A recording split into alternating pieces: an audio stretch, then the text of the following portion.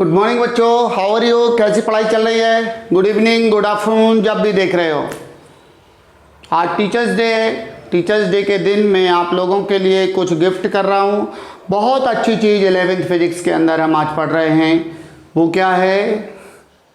समाकलन विधि से गति के समीकरणों की स्थापना। बहुत इंपॉर्टेंट। क्या बोलेंगे? समाकलन विधि से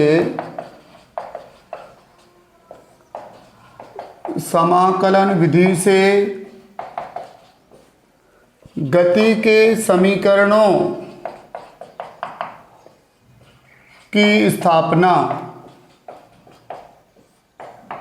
मतलब equations of motion by calculus method, समाकलन विधि से। ठीक, पेन कॉपी उठा लीजिए सब लोग, और बिल्कुल वैसा ही आप लिखिए जैसे हमारी लाइव क्लास में आप लिखते हो। पूरा समझ में आ जाएगा। एक ही लेक्चर में मैं इसको पूरा कर रहा हूँ आज। ठीक है, ओके, देखते रहिए। हाँ, तो ये शुरू करने से पहले कुछ नॉलेज चाहिए पड़ेगा हमें। समाकलन का हल्का हल्का सा नॉलेज चाहिए पड़ेगा, थोड़ा सा अवकलन चाहिए पड़ेगा।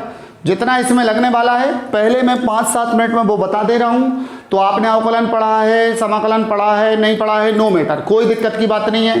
पहले आपने पढ़ा है कि नहीं पढ़ा है, कोई परेशानी नहीं है। इस 5 मिनट के अंदर, 7 मिनट के अंदर मैं वो बता दे रहा हूँ जितना इसके अंदर लगना है। चलिए देखिए। हाँ, कुछ प्रमुख सूत्र आप लिखेंगे, कुछ प्रमुख सूत्र या सवाल बोलें समाकलन के जो इसके अंदर लगेंगे। अगर मान लीजिए एक लिखा मिलता है और एक का x के सापेक्ष समाकलन करना है तो ये x आएगा। वास्तव में x + c आता है, लेकिन वो मैथ्स के अंदर पढ़ते हैं हम। इस समाकलन नियतांक को यहाँ हम डिस्कस नहीं करेंगे, नहीं लेंगे, अकेला इसको लेंगे। क्या पढ़ेंगे इसको? देखो, सबसे पहले तो जो s बनता है, s को बड़ा कर दिया तो समाकलन वास्तव में बताता है सम, टोटल बताता है, कुल बताता है x के सापेक्ष। ठीक, तो ये परिवर्ती राशि जो है वो x है, वेरिएबल चर राशि है वो x है। x के सापेक्ष एक का समाकलन x होता है। अब देखना, तो t के सापेक्ष कितना होगा? t होगा। अरे समझ रहे कि नहीं समझ रहे सब लोग? आ रहा ना समझ में? एक बात इसको याद रखोगे, इसके अंदर लगने वाली है। दूसरी बात क्या रखोगे? दूसरी बात, आप x का अगर x के सापेक्ष समाकलन करोगे, मतलब जो राशि चर राशि है उसी के सापेक्ष अगर एक चर राशि का समाकलन हम करते हैं तो जितने की घात हो एक और जुड़ जाएगी उसमें और उसी का भाग हो जाएगा। ये सूत्र है, याद रखना। वास्तव में सूत्र कौन सा है कि x पे अगर n की घात हो और इसका x के सापेक्ष समाकलन करना हो तो ये होता है ऐसा। लेकिन ये सूत्र तब नहीं लगता जब n का मान ऋण 1 हो। तो ऋण 1 नहीं है, 1 है, इसलिए हमारा सूत्र लग गया। समझ में आई बात? ऐसे ही अगर मान लो v आ जाए और v का हम समाकलन करें v के सापेक्ष तो क्या आएगा बच्चों? v²/2 आएगा। इतना समझ में आ गया? ये अनिश्चित समाकलन है, ये समाकलन के सूत्र हैं जो हमें अंदर लगने वाले हैं। अरे हमने कहा जैसे एक का समाकलन v के सापेक्ष करो तो क्या आएगा? v आएगा। x के सापेक्ष x, v के सापेक्ष v, t के सापेक्ष t, और x का x के सापेक्ष x²/2 घात में 1 जुड़ गया, v का v के सापेक्ष v²/2 घात में 1 जुड़ गया। इतना समझ में आ गई बात? अब आएगा निश्चित समाकलन, जो हमें इसमें लगने वाला है। निश्चित समाकलन, निश्चित समाकलन में सीमाएं दी रहती हैं। देखो भाई, ये टॉपिक हम अलग से पढ़ेंगे, इसके लिए हमारे पास अलग से लेक्चर्स हैं। पूरा पढ़ेंगे हम इसको 4-5 लेक्चर्स में। ठीक, लेकिन हो सकता है कोई बच्चा उत्तर प्रदेश में बैठ के इसको देख रहा है, महाराष्ट्र में बैठ के देख रहा है लेक्चर को, और उसको नहीं मालूम है कि समाकलन क्या होता है, अवकलन क्या होता है। इसलिए मैं 5-7 मिनट आपको इसमें पूरा ही बता दे रहा हूँ कि नहीं आपको मालूम तो भी समझ में आएगा। ठीक है, निश्चित समाकलन क्या है? जैसे मान लीजिए एक का समाकलन x के सापेक्ष कर रहे हैं, लेकिन इसकी सीमा बदल रही है x0 से x तक। लिमिट, ये इनिशियल लिमिट है, प्रारंभिक सीमा है, ये अंतिम सीमा है, या ये लोअर लिमिट है, ये अपर लिमिट है। एक बार बता देते हैं, x0 को क्या बोलेंगे? लोअर लिमिट या इनिशियल लिमिट। हिंदी में क्या बोलेंगे? निम्न सीमा या प्रारंभिक सीमा। क्या बोलेंगे बच्चों इसको? निम्न सीमा या प्रारंभिक सीमा। और ऐसे x क्या रहेगा, उच्च सीमा अपर लिमिट या अंतिम सीमा। ठीक, अपर लिमिट, अपर नहीं याद होता तो ऊपर याद कर लेना, ऊपर की अपर है ना, ऊपर लिमिट, अपर लिमिट हो गई। ठीक, चलो ये लिख दिया। तो जहां से शुरू होगा वो नीचे, जहां पर खत्म होगा वो ऊपर। तो एक का x के सापेक्ष समाकलन क्या होगा, x और जे सीमाएं ऐसे भरी जाएंगी, x0 नीचे और x ऊपर। ठीक, अब इसमें याद रखना कि इस चर राशि में ये मान भरे जाना है, पहले ऊपर का मान, फिर माइनस का साइन और नीचे का मान। हो गया, समझ में नहीं आया, आएगा, एक समझा इसलिए नहीं आया समझ में, एक और समझो। हमने कहा t के सापेक्ष इसका समाकलन करना है, सीमाएं 0 से t तक जा रही हैं, तो क्या करेंगे, एक का x के सापेक्ष x, तो एक का t के सापेक्ष समाकलन t, और 0 से t तक लिमिट चली गई। अब t की जगह पहले t भर दो ऊपर का, फिर ऋण का चिन्ह लगाओ, t की जगह 0 भर दो, t उत्तर आ गया।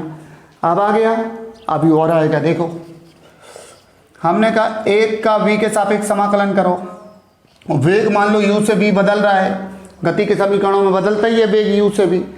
प्रारंभिक वेग हम u लेते हैं, अंतिम वेग v लेते हैं। एक का v के सापेक्ष समाकलन v हुआ, सीमा कहाँ से कहाँ जा रही, u से v तक। अब यहाँ पे उच्च सीमा भरो, पहले v की जगह v भरो, फिर माइनस साइन लगाओ, निम्न सीमा भरो। आप समझ में आया, ये पूरा आप लिख लो, गति के समीकरण निकालने से पहले इतना पूरा आप लिख लो, दिमाग में बिठा लो, 2-2 बार देख लो। ठीक, एक और रह गया इसमें सीमा जो अंदर उपयोग होने वाली है हमारी, क्या उपयोग होने वाला है, v के सापेक्ष अगर आप v का समाकलन करते हो तो क्या आएगा बच्चों, v²/2, अभी लिखा था ना सूत्र अपन ने, u से v लिमिट हो गई, तो जो 2 बाहर आ जाता है वास्तव में, तो अंदर बचेगा v²। फिर v की जगह पहले v भरा जाएगा, फिर v की जगह u भरा जाएगा, तो इसकी जगह जे आएगा, कोई तकलीफ नहीं होगी किसी को।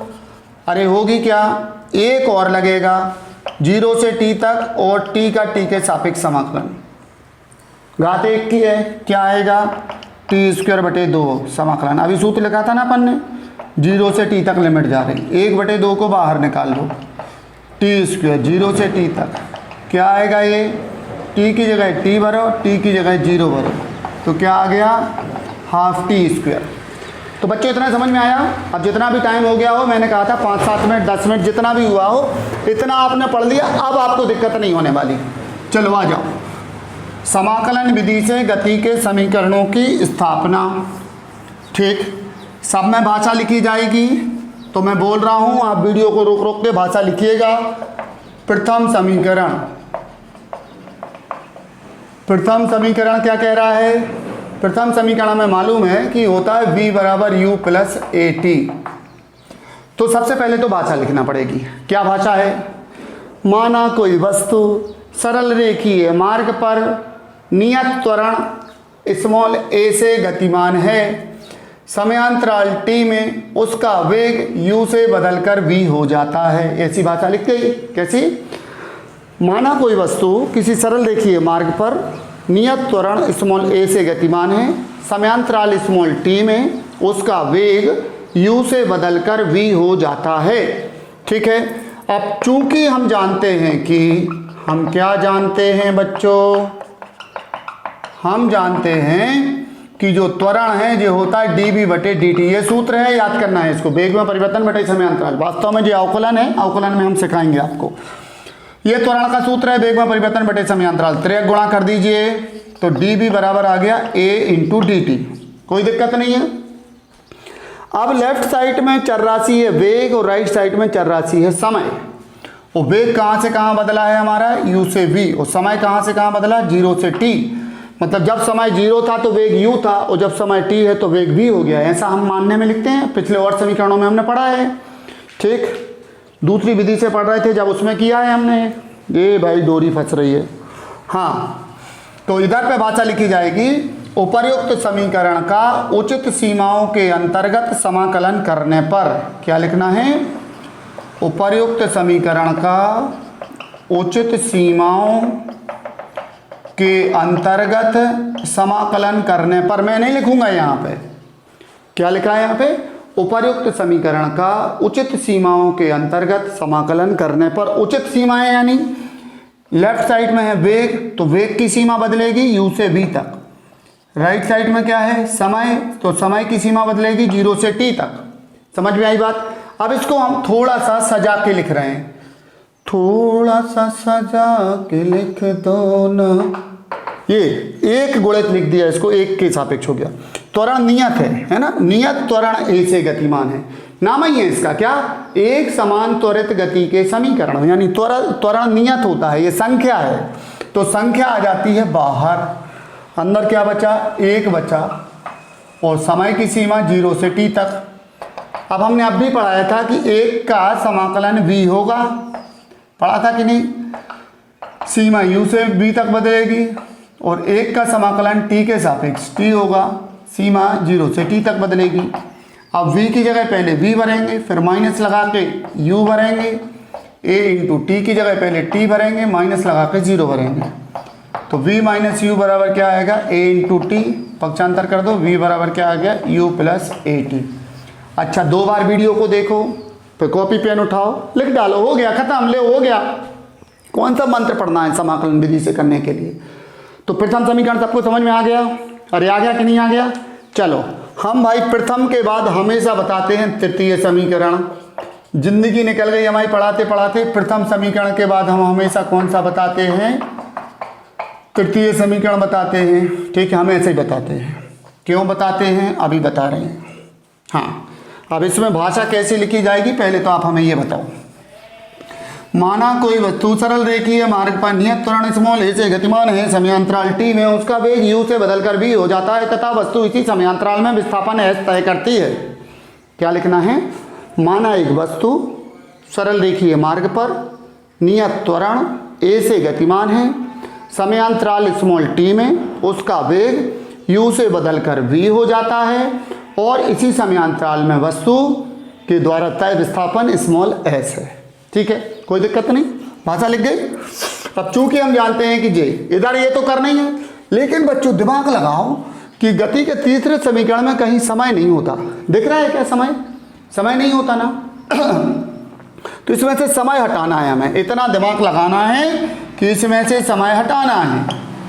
ठीक, तो ये काम आप मन से सीख जाओगे। हम dx का गुणा कर रहे हैं, ऊपर नीचे विस्थापन है ये, है ना, अल्प विस्थापन। गुणा किया तो ये कट गया, कट जाएगा यानी यही का यही। अब हमने इसको बदल के लिखा तो ऐसा लिखा, कोई दिक्कत नहीं है बच्चों। परंतु हमें एक बात मालूम है कि जो dx बटे dt है, जो विस्थापन बटे समयांतराल है, जो वेग होता है, सूत्र ये तो होता ही है। अतः क्या आ गया, a बराबर क्या आ गया बताओ, a बराबर आ गया v dv बटे dx। क्या बोले, v इंटू dv बटे dx। ठीक, त्रियक गुणा कर दो भाई, तो त्रियक गुणा कर दोगे तो a इंटू डी एक्स बराबर v dv। हाँ, इसमें एक चीज और मानेंगे हम कि x0 मानेंगे वस्तु की प्रारंभिक स्थिति, क्या मानेंगे, और x मानेंगे अंतिम स्थिति। इसके अंदर जरूरत पड़ने वाली है। जैसे कोई वस्तु यहाँ से चली 10 मीटर पे खड़ी थी, ये हो गई x0, और इधर पहुँच गई x, जो हो गई मान लो 15 मीटर, तो कितना चली, x माइनस x0, विस्थापन कितना आएगा 5 मीटर। कैसे निकलेगा, अंतिम स्थिति माइनस प्रारंभिक स्थिति। समझना ध्यान से, ये अंदर जरूरत पड़ने वाली है। इधर हम क्या लिखेंगे, उपर्युक्त समीकरण का उचित सीमाओं के अंतर्गत समाकलन करने पर, ये लिखो आप यहाँ पे भाषा, क्या लिखो, उपर्युक्त समीकरण का उचित सीमाओं के अंतर्गत समाकलन करने पर। हो गया समाकलन, आ जाओ कर दो। a dx, सीमा कहाँ से कहाँ तक, x0, x बदल रहा है ना, प्रारंभिक स्थिति से अंतिम स्थिति तक, और v कहाँ से कहाँ तक, प्रारंभिक वेग से अंतिम वेग तक।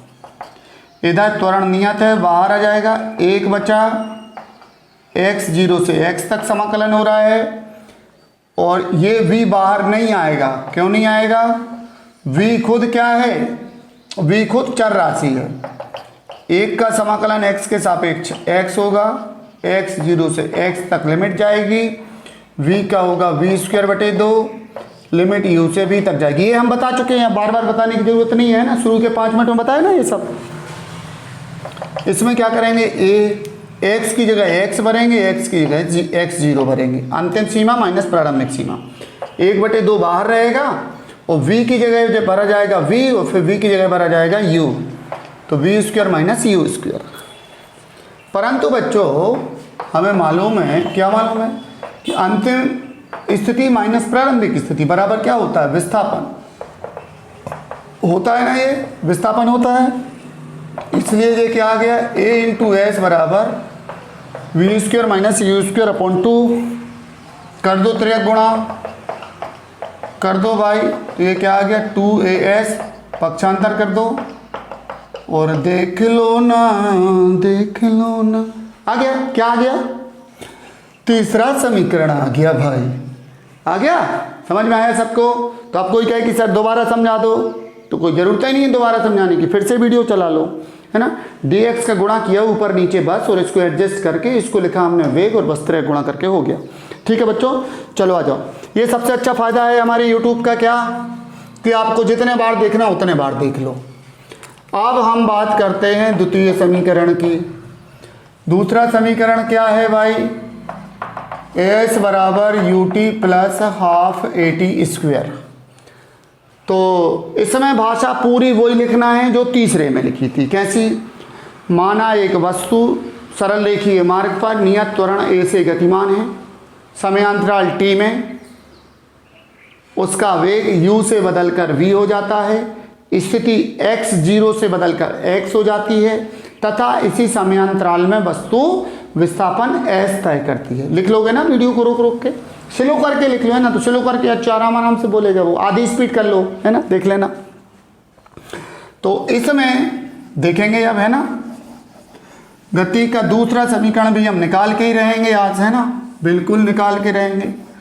कैसे निकाल के रहेंगे भाई, हाँ आ जाओ जरा। गति का क्या बात कर रहे हैं हम, दूसरा समीकरण, ये सब तो चले गई। ये होता वेग से शुरू, वेग बराबर होता है dx/dt, अब भी पढ़ा था अपन ने, पढ़ा था ना। त्रिक गुणा करो जरा, क्या आ रहा है, इसके बटे में 1 कहला है, तो dx बराबर आ गया v × dt। बच्चों इसमें v नहीं है कहीं पे, है क्या कहीं पे भी, तो इस v को हटाओ, भगाओ इसको। कैसे भगा सकते हैं, v बराबर u प्लस at, पढ़ा हमने कि नहीं पढ़ा, पढ़ा है। तो dx बराबर क्या आएगा, u प्लस at, ये आएगा dt, कोष्टक खोल दो, u dt plus at dt चलेगा। इधर क्या लिखेंगे, उपर्युक्त समीकरण का उचित सीमाओं के अंतर्गत समाकलन करने पर, लिखवा चुके ना एक बार, इधर लिखेंगे उपर्युक्त समीकरण का उचित सीमाओं के अंतर्गत समाकलन करने पर। देख लो यहाँ पे क्या बदल रहा है, x यानी स्थिति, ये कहाँ से कहाँ बदलती है बताओ, प्रारंभिक स्थिति से अंतिम स्थिति तक। इधर समय बदल रहा है, समय कहाँ से कहाँ तक बदलता है भाई, 0 से t तक। इधर क्या बदल रहा है, समय बदल रहा है 0 से t तक। थोड़ा अच्छा बना दें इसको, ये कोई दिक्कत नहीं ना इसमें। ये x बदल रहा है तो प्रारंभिक स्थिति से अंतिम स्थिति, समय 0 से t, समय 0 से t, सबको समझ में आया। अब जो नियतांक के बाहर ले लो, नहीं है तो अंदर ही रहने दो, है ना। x0 से x, इधर लिख दिया हमने 1, इधर u बाहर आ जाएगा, नियत है क्योंकि, और समय 0 से t जा रहा है, t अंदर ही रहेगा, कारण t खुद परिवर्ती राशि है, खुद चर राशि है। त्वरण नियत है तो बाहर आएगा, 0 to t, t का t के सापेक्ष समाकलन, 1 का x के सापेक्ष x होगा समाकलन बच्चों, x0 से x तक लिमिट जाएगी, t का t के सापेक्ष t²/2 होगा, लिमिट 0 से t तक जाएगी। इधर t का t के सापेक्ष क्या होगा, अरे ये गड़बड़ हो रहा है ना, u बाहर आया, t कहाँ है अंदर, ऐसी गलती ना करो, अरे ना रे बाबा, ना ना ना ना ना ना ना ना ना। इधर क्या होगा, t कहाँ है, u बाहर आया, t थोड़ी, अकेला dt बचा, तो 1 का t के सापेक्ष t होगा, और t का t के सापेक्ष t²/2 होगा, 0 से t तक समाकलन होगा। ठीक, क्या करेंगे, पहले उच्च सीमा माइनस निम्न सीमा बराबर, इधर भी पहले उच्च सीमा माइनस निम्न सीमा, बार बार कर रहे हैं ना ये, a/2 तो इधर रहेगा, 2 बाहर आ गया, फिर t की जगह t, टी की जगह 0 हो गया। अब चूंकि x माइनस एक्स 0 क्या है बच्चों, ये बताओ जरा हमें, विस्थापन है कि नहीं है? x माइनस एक्स 0 क्या है? विस्थापन है। तो इधर आएगा s, ये आएगा ut और ये आ गया क्या? Half A T square. तो 0 हो गया, खत्म हो गया, तो हाफ ए टी स्क्वायर बचा। यही गति का दूसरा समीकरण है। तो पहला भी आ गया, दूसरा भी आ गया, तीसरा भी आ गया। एक चीज और बची, इसको और कर दो खत्म, तो बस खेल खत्म, पैसा हजम, खेल खत्म, है ना? हाँ, क्या समाकलन विधि से एक चीज और निकाल दें हम, है ना? क्या चीज? 90 सेकंड में तय दूरी का व्यंजक। एक समान त्वरित गति में 90 सेकंड में तय दूरी का व्यंजक, ये क्या होता है? 90 सेकंड में चली गई दूरी होती है u plus half a 2n minus 1। ये होती है ना? अब जैसे हमने कहा, इधर देखो कि कोई बच्चा दौड़ लगा रहा है और वो 9 सेकंड में पहुंचा था 100 मीटर पे, और 10 सेकंड में वो पहुंचा 120 मीटर पे। तो ये 10वें सेकंड में कितना चला? तो वास्तव में इसके हम 10वें सेकंड की पोजीशन में से 9वें सेकंड की पोजीशन घटाएंगे, तो निकल आएगा कि ये 10वें सेकंड में कितना चला। 10वें सेकंड में कितना चला कैसे निकलेगा? 10वें सेकंड की स्थिति माइनस 9वें सेकंड की स्थिति, तो ये आ जाएगा कितना? 120 में से 100 घटा दो तो 20 मीटर आएगा कि नहीं आएगा? आएगा। अब ऐसे ही 90वें सेकंड में निकालना है, तो n में 10 है तो 10 में से 9 घटाया, तो n का निकालना है तो क्या करेंगे हम? बताओ क्या करेंगे? बिल्कुल ऐसे ही करेंगे, है ना? ऐसा होगा कि स्पष्टतः जो 90वें सेकंड में चली गई दूरी होगी वो होगी 90वें सेकंड की स्थिति माइनस n माइनस 1वें सेकंड की स्थिति। एक से n क्या है? जैसा अभी 10 में लिया था ना हमने, ऐसा करेंगे हम। nवें सेकंड पर वस्तु की स्थिति, एक से n माइनस 1 क्या है? n माइनस 1वें सेकंड पर वस्तु की स्थिति। अब इसमें भाषा कैसी लिखी जाएगी? भाषा इसकी थोड़ी सी बदलेगी, सुन लो ध्यान से। माना एक वस्तु सरल रेखीय मार्ग पर नियत त्वरण स्मॉल a से गतिमान है, n माइनस 1वें सेकंड पर वस्तु की स्थिति x n माइनस 1 तथा nवें सेकंड पर x n है। क्या बोले? nवें सेकंड पर वस्तु की स्थिति x n और n माइनस 1वें सेकंड पर वस्तु की स्थिति x n माइनस 1 है, ऐसा हम मान लेंगे। ठीक, फिर इधर से इधर तक, इधर तक, इधर तक, इधर तक ज्यों का त्यों आएंगे। फिर हम बोलेंगे उचित सीमाओं के अंतर्गत समाकलन करने पर, उपर्युक्त समीकरण का उचित सीमाओं के अंतर्गत समाकलन करने पर। उचित सीमाओं के अंतर्गत समाकलन बोले तो कैसा आएगा समाकलन? देखो जरा, इसमें लिमिट कहां से कहां तक बदल रही है बोलो? 9वें सेकंड से 10वें सेकंड है ना, तो n माइनस 1वें सेकंड से nवें सेकंड तक बदल रही लिमिट। तो अच्छे बड़े बड़े से लेकर थोड़े, n माइनस 1वें से nवें सेकंड तक बदल रही। समय कहां से कहां तक बदल रहा? 9 से 10, तो ये होगा n माइनस 1 से n तक बदलेगा। समय कहां से कहां तक बदलेगा? n माइनस 1 से n तक बदलेगा। तो इधर क्या आएगा? x n माइनस 1 से x n तक, और समय कहां से कहां तक? n माइनस 1 से n तक। समय कहां से कहां तक? n माइनस 1 से n तक, n माइनस 1 से n तक। ठीक, और स्थिति x n माइनस 1 से x n तक। तो ये बोई का बोई था, केवल सीमा बदल गई। 10वें सेकंड में चली गई दूरी निकालना है हमें, तो 9 से 10 के बीच का समाकलन कर दिया। 9 से 10, तो nवें सेकंड का निकाला तो n माइनस 1 से n तक का समाकलन कर दिया। ठीक, चलो आ जाओ जरा आप, ये क्या होगा? उच्च सीमा माइनस निम्न सीमा, तो ये भरा जाएगा x n minus x n minus 1 बराबर u। इधर क्या भरा जाएगा? हाँ, इधर देखो, t की जगह n माइनस n माइनस 1। ठीक है, 2 को बाहर ले लिया तो हाफ ही कर दिया, और ये टी स्क्वायर यानी N square minus N minus 1 का स्क्वायर। समझ में आ गया ना इतना? उच्च सीमा माइनस निम्न सीमा माइनस लगा के दो को अलग कर दो, टी स्क्वायर फिर उच्च सीमा माने एन का स्क्वायर और माइनस एन माइनस 1 का स्क्वायर। ठीक, अब चूंकि एक्स एन माइनस 1 क्या है, ये तो क्या है अभी लिखा था ना अपन ने, एनवें सेकंड में चली गई दूरी, यही तो है।